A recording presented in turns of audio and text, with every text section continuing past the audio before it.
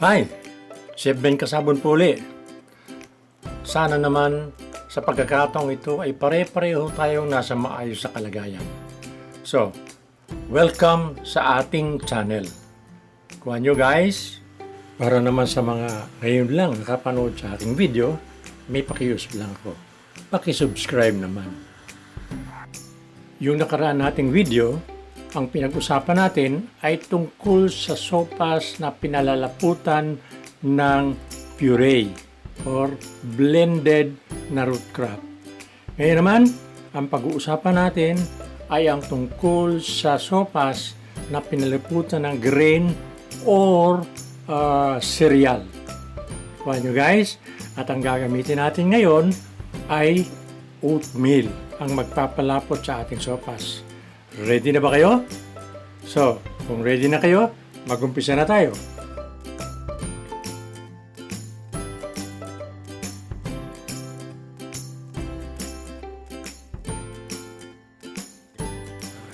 Mag-blanch muna tayo. Ito, may kumukulo na tayong stock. Ba-blanch ko muna yung carrots. And then, mamaya-maya ng konti dahil mas tigas siya, susunod natin yung Baguio beans.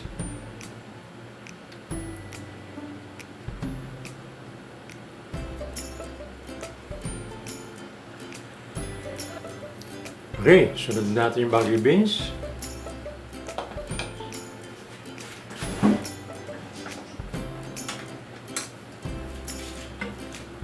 Gagamitin natin siya mamaya para sa ating soup.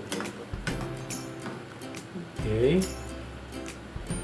So, guys, ganito mag-blanch.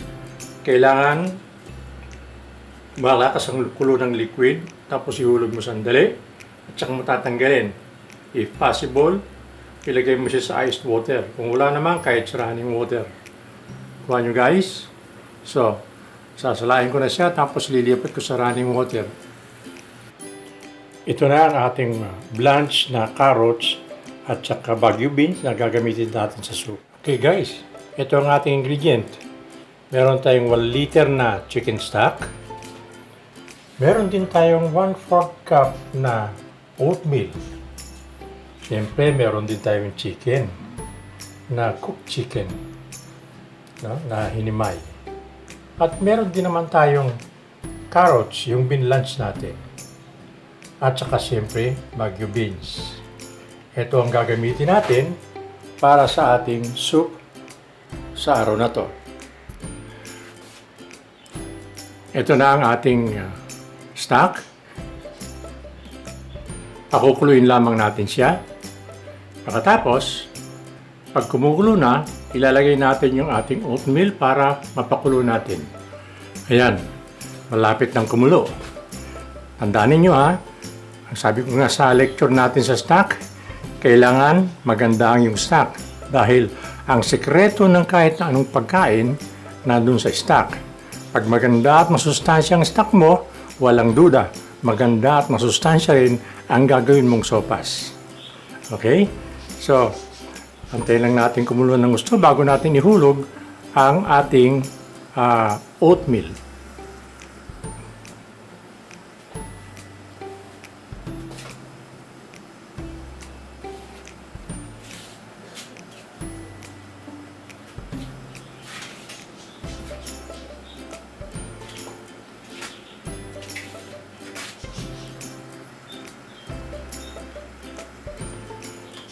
Ayan, kumukulo na siya.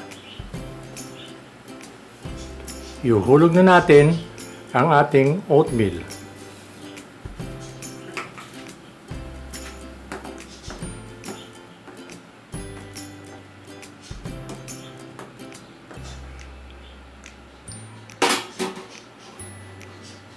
Madali lang naman tong oatmeal ito. This is done in 2 to 3 minutes.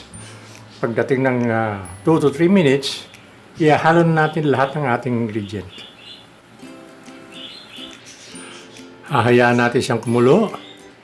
And then, tandaan nyo, ang sekreto ng kahit na anong pagkain ay nandoon sa tinatawag na stock. Gumamit tayo ng magandang stock. Yun yung ginawa natin nung nandun tayo sa topic na stock. Sabi nga, pag magandang stock at masustansyang stock mo, 100% walang pagdududa. Ang gagawin mong pagkain, sopas man yan, sarsa man yan, o kahit anong pagkain, tiyak yan ay masarap at masustansya. Kuha nyo guys? Ayan, kumukulo na. So, antay-antay na lang natin. Paglapot yan, ihuhulog na natin lahat ng mga natitirang ingredient. Ayan, malapot na siya. So, idadagdag na natin yung ating chicken at saka yung ating gulay, ang ating Baguio beans at ang ating carrots.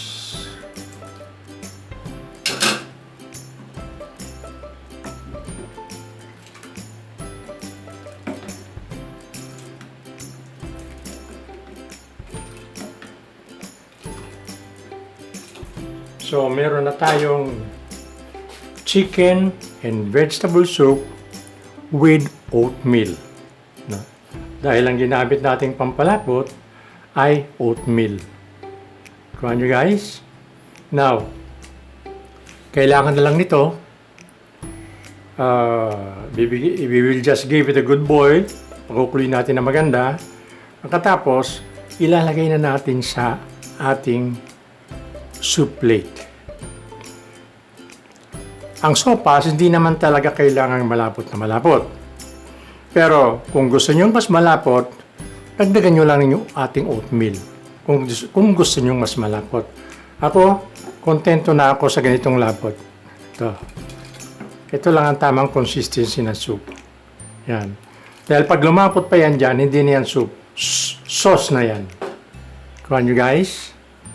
So, antay lang natin kumulo and then we're almost done. Ang ginamit ko is oatmeal, pero pwede kayong gumamit ng ibang grain. Pwedeng rice, pili kayo. White rice, brown rice, red rice, black rice. Pwede yon. Pwede rin mga beans. Pwede kang gumamit ng white beans, red beans. Pero pag beans, ang piliin nyo, yung mga hindi makikintab.